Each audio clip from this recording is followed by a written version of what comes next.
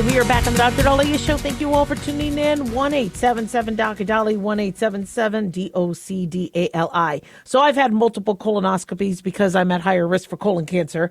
And it's interesting because when I talk to patients and when I talk to my listeners about, getting their colonoscopy, they're not too worried about the colonoscopy. What seems to be the biggest barrier for them is the prep.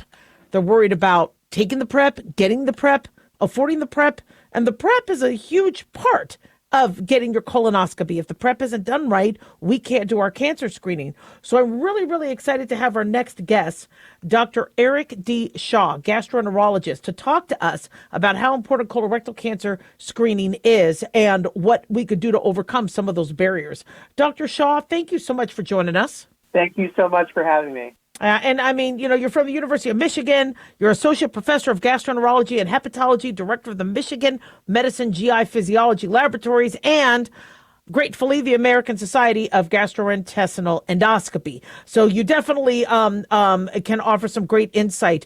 Talk to us about why it is so critical for colorectal cancer screening, especially in the younger populations. This is so key. We have a test that can prevent colon cancer. Colorectal cancer is the second leading cause of cancer death in America right now, and it's the leading cause, and you nailed it, is the leading cause of cancer death for Americans under 50. More than 55,000 Americans are projected to die from colorectal cancer just this year.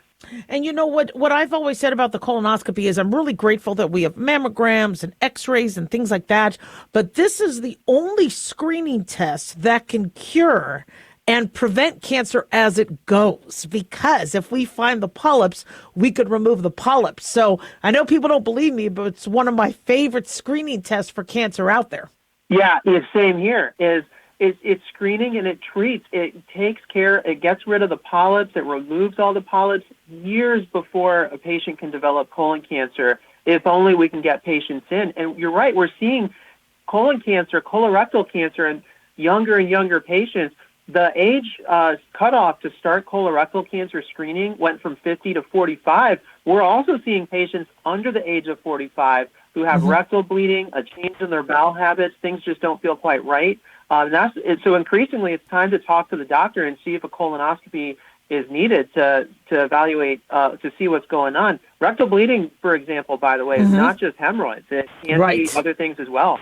Exactly. And that's one thing that we've been seeing. Many patients I've diagnosed colorectal cancer in 20-year-olds, but they call telemedicine companies saying, I'm having a bleed. I just need hemorrhoid medication. I'm like, but even if it is a hemorrhoid, why did you get the hemorrhoid? We have to evaluate all rectal bleeding.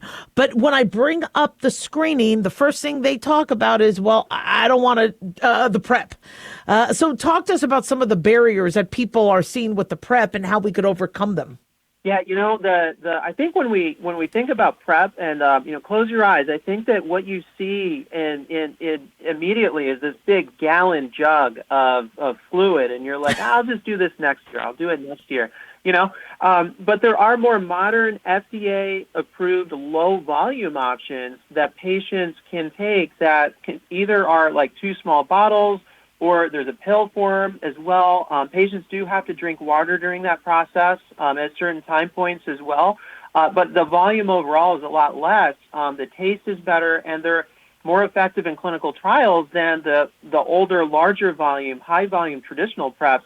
But, it's one of those things where a lot of these preps, I say modern, they've already been out for years, and patients haven't heard about them.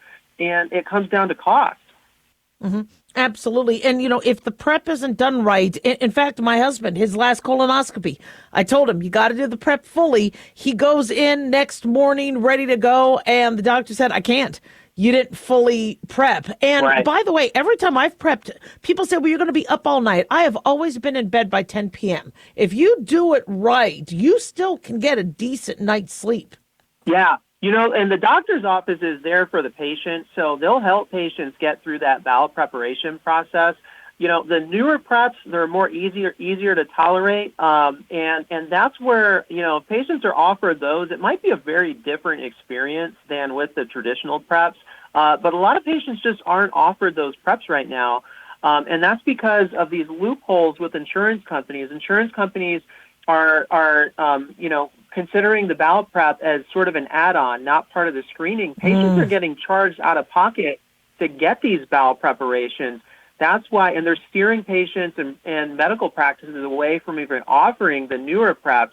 And it comes down to some policy issues at the federal government.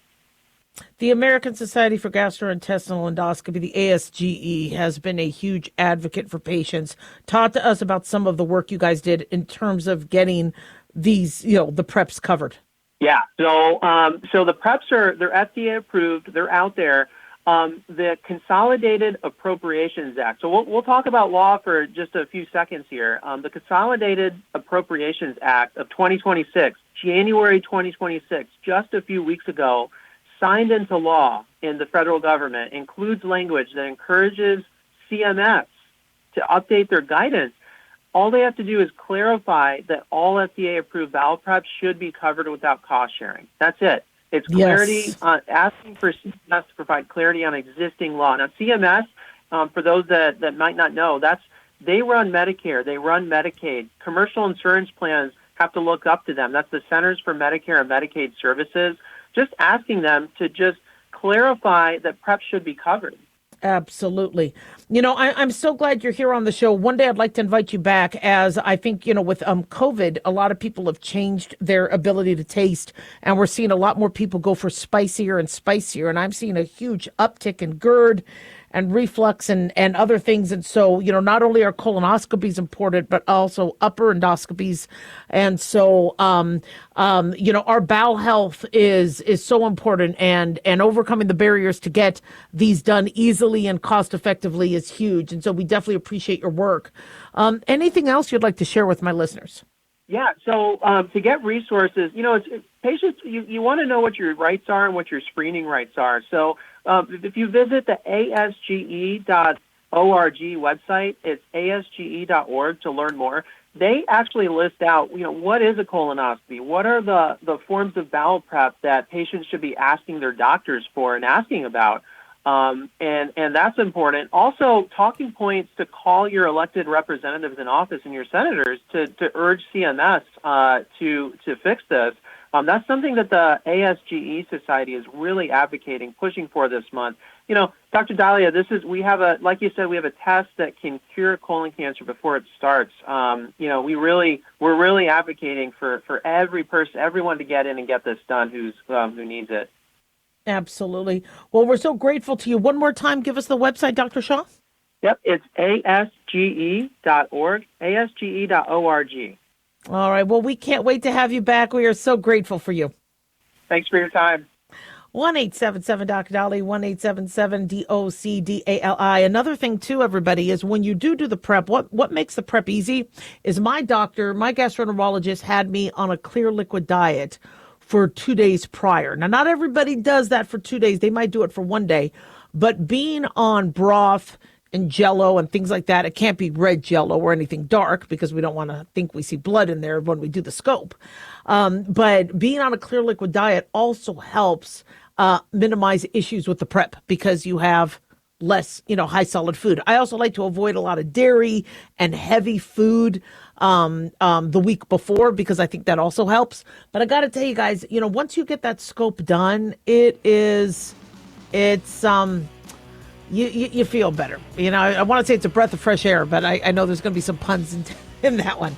1-877 Dali, don't go away.